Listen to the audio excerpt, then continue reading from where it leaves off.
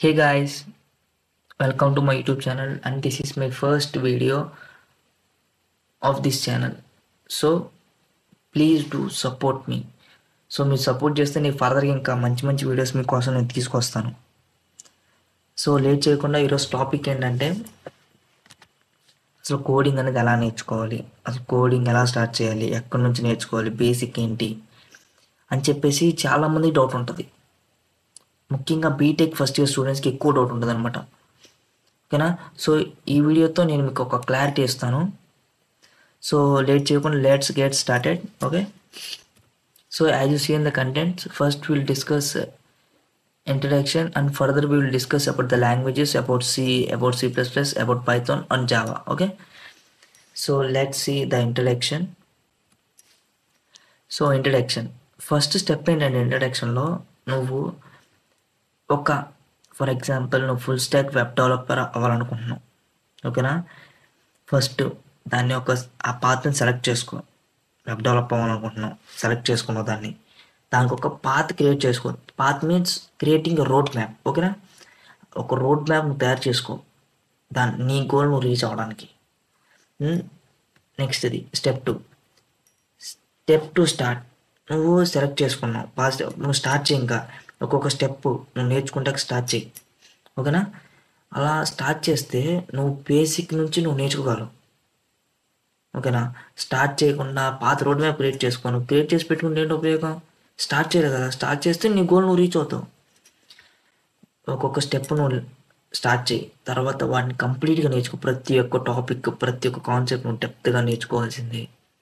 ఎందుకంటే నువ్వు డెప్త్గా నేర్చుకోకపోతే నీకు ఏదైనా ప్రాబ్లం ఇస్తే నువ్వు డెప్త్గా దాన్ని సాల్వ్ చేయలేవు. సో డెప్త్కి వెళ్తే ఏంటనమాట, ఒక ప్రాబ్లం నీకు ఈజీగా సాల్వ్ చేయగలవు డెప్త్కి వెళ్తే. ఓకేనా? నువ్వు అంతా నేర్చేసుకున్నావు, అయిపోయింది.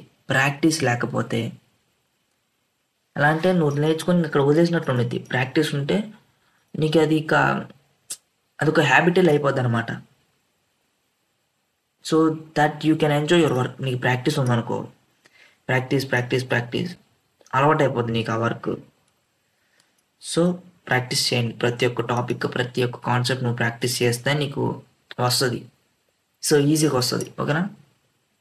సో నెక్స్ట్ చూద్దాం. About C. ఒక సిఎస్సి స్టూడెంట్కే కానీ, లేదంటే ఒక ప్రోగ్రామింగ్ నేర్చుకోవాలనుకున్న స్టూడెంట్కి కానీ, ఎవరికైనా కోడింగ్ సైడ్ వెళ్ళాలనుకున్న వాళ్ళకి సి అనేది ఒక బేసిక్ అనమాట. First language to be learn. అసలు ఈ లాంగ్వేజ్ నేర్చుకుంటేనే నువ్వు ప్రోగ్రామింగ్ చేయగలవు. ఓకేనా? సో సి లాంగ్వేజ్ అనేది ఏంటిది? ప్రొసీజర్ ఓరియంటెడ్ ప్రోగ్రామింగ్ లాంగ్వేజ్ అనమాట. ప్రొసీజర్ ఓరియంటెడ్ ప్రోగ్రామింగ్ లాంగ్వేజ్ అంటే ప్రొసీజర్ ఫాలో అవుతావు ఒక ప్రాబ్లం సాల్వ్ చేయాలంటే. For example some of the numbers ఉంది. సమ్ ఆఫ్ ది నెంబర్స్ చేయాలంటే ఏంటి? ఫర్ ఎగ్జాంపుల్ ఏ వాల్యూ తీసుకోవాలి, బి వాల్యూ తీసుకోవాలి. ఆ రెండింటిని సమ్ చేసి వచ్చిన దాన్ని ఒక దాంట్లో స్టోర్ చేసుకొని దాన్ని నువ్వు ప్రింట్ చేయాలి. ఓకేనా? సో ఇది ఒక ప్రొసీజర్ ఫాలో అవుతుంది. సో అందుకని ప్రొసీజర్ ఓరియంటెడ్ లాంగ్వేజ్ అంటాం. వీటిలో ఎక్కువ ఇలా ప్రాబ్లమ్ సాల్వింగ్ నేర్చుకుంటావు, లాజిక్ బిల్డింగ్ నేర్చుకుంటావు. సో ఓకేనా? Learn every topic. నువ్వు సిలో ప్రతి ఒక్క టాపిక్ డెప్త్గా నేర్చుకుంది. సి అనేది బేసిక్, నీకు అంత డెప్తే ఉండదు సిలో. సో ప్రతి ఒక్క టాపిక్ నువ్వు డెప్త్గా నేర్చుకుంటే ఫర్దర్గా నీకు ఈజీ అయిపోద్ది. ఓకేనా? సో సి అనేది బేసిక్ ఎందుకు అన్నా అంటే, సిని బేస్ చేసుకొని C++ ఉంది, పైథాన్ ఉంది, జావా ఉంది. ఈ 3 లాంగ్వేజెస్కి సి అనేది బేసిక్ అనమాట. ఓకే? సిలో నువ్వు ముఖ్యంగా నేర్చుకోవాల్సింది ఏంటంటే అసలు లాజిక్ అనేది ఎలా బిల్డ్ చేసుకోవాలి. నీకు ఫస్ట్ ఇయర్లో బీటెక్ ఫస్ట్ ఇయర్ పెట్టేది కూడా అందుకే అనమాట. లాజిక్ ఎలా బిల్డ్ చేయాలి నేర్చుకుంటారని చెప్పేసి మీకు ఫస్ట్ ఇయర్లో పెడతారనమాట. సో లాజిక్ బిల్డింగ్ బాగా నేర్చుకొని దాన్ని ప్రాక్టీస్ చేస్తే నీకు ఉపయోగం ఉంటుంది అనమాట. అసలు ప్రతి ఒక్క లాంగ్వేజ్ అనేది నువ్వు ప్రాక్టీస్ చేస్తే నీకు వస్తుంది. ప్రాక్టీస్ చేయకపోతే అసలు రాదు. చూడంగానే వచ్చినట్టు ఉంటుంది కానీ రాదు.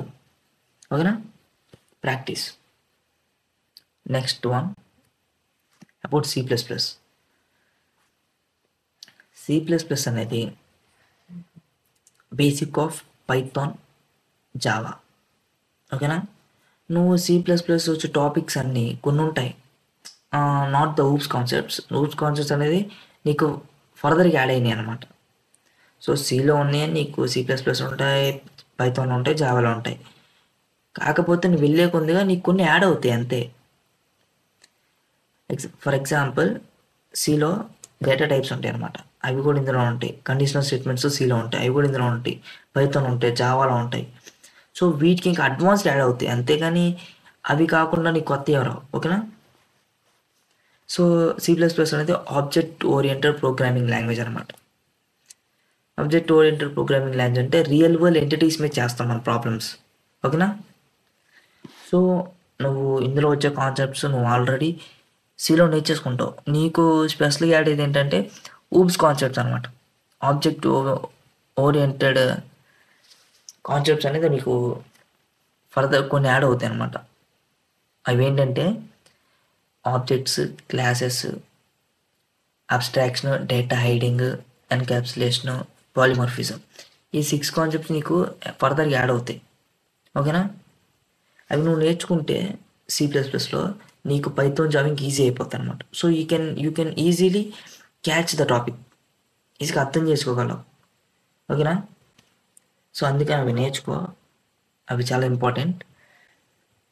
సో సి నేర్చుకున్నావు, C++ నేర్చుకున్నావు. అవి రెండింటి మీద ఒక ప్రాజెక్ట్ అనేది నువ్వు డెవలప్ చేయాలి నీ సొంతగా. నువ్వు రెజ్యూమ్లో పెట్టుకోపోయినా పర్లేదు. ఈ రెండు డెవలప్ చేస్తే రెండింటి మీద నీకు ఒక ఐడియా వస్తుంది నువ్వు ఎంతవరకు నేర్చుకున్నావు ఏంటి అని చెప్పేసి. ఓకేనా. ఒక ప్రాజెక్ట్ అయితే కంపల్సరీ డెవలప్ చేయండి. ఓకే.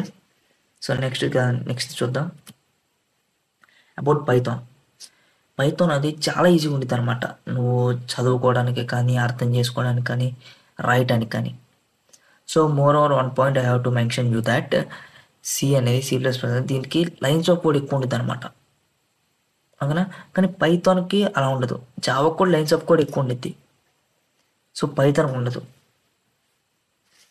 పైథాన్ అనేది కూడా object oriented programming language. So C++ ఒక ఎత్తు, పైథాన్, జావా ఒక ఎత్తు.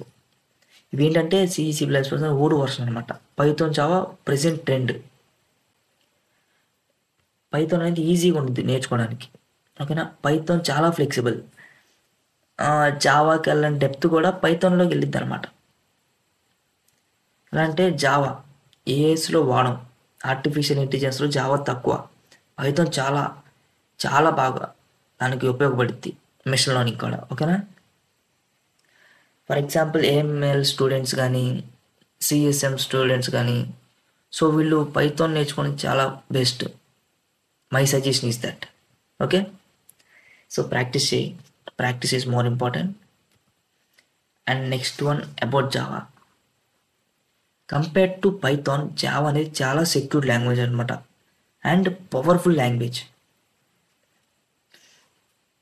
దీనికి హైలీ డిమాండెడ్ లాంగ్వేజ్ ఇది కూడా ఆబ్జెక్ట్ ఓరియంటెడ్ లాంగ్వేజ్. చూసారా, మీరు C++లో నేర్చుకుంటే పైథాన్లో ఇబ్బంది పని ఉండదు. ఊప్స్ కాన్సెప్ట్స్లో, జావాలో ఇబ్బంది పడాల్సిన పని ఉండదు.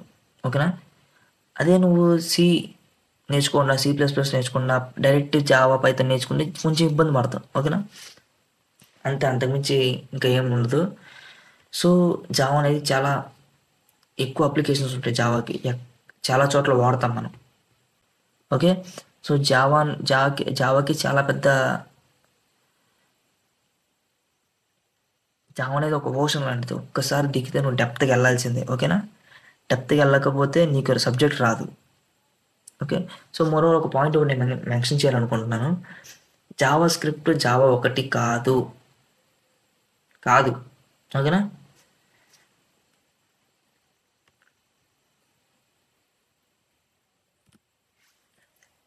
So thanks for watching. So please do subscribe my channel.